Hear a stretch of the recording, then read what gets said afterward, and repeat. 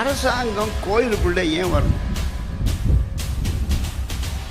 கோவில் சொத்துக்களை அரசாங்கம் ஏன் எடுத்துக்கணும்? அவனுக்கு என்ன உரிமை இருக்கு? பழைய காலத்துல ஒரு பாட்டு பாடுவான்,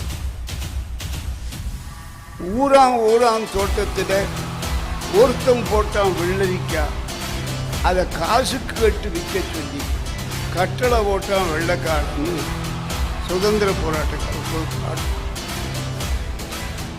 யாரோ கோயில் கட்டினான், யாரோ மானியம் கொடுத்தான், யாரோ அந்த கோவிலை காப்பாற்றிட்டோம். அந்த சமயத்தில் நீ உள்ள நுழையிறது யாரு? அரசே ஆலயத்தை விட்டு வெளியேறு. இந்த கோஷத்தை எல்லோரும் எழுப்ப வேண்டும் என்று கேட்டு, அரசே ஆலயத்தை விட்டு வெளியேறு,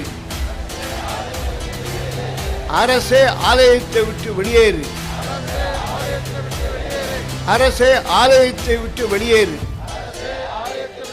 காங்கிரஸ் ஆட்சி செய்த போது நிலைமை என்னவாக இருந்தது? இங்கே குண்டு வெடிப்பு நடந்தது, தீவிரவாதிகள் மக்களை சுட்டு பொசுக்கினார்கள், அப்பாவி மக்களை பாவம் படுகொலை செய்தார்கள். ஆனால் டெல்லியிலே அரசாங்கம் பாகிஸ்தானுக்கு லவ் லெட்டர் அனுப்பியது, காதல் கடிதம். பாகிஸ்தானுக்கு எழுதப்பட்ட கடிதங்களை விட அதிகமாக தீவிரவாதிகளை அவர்கள் அனுப்பினார்கள்.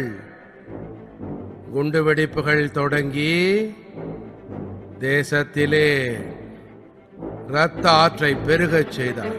இந்த பேயாட்டம் இனி நடக்காது. இன்று புதிய பாரதம் கடிதங்களை அனுப்புவதில்லை. இது புதிய பாரதம். மக்களே, உள்ளே புகுந்து தாக்குவோம்.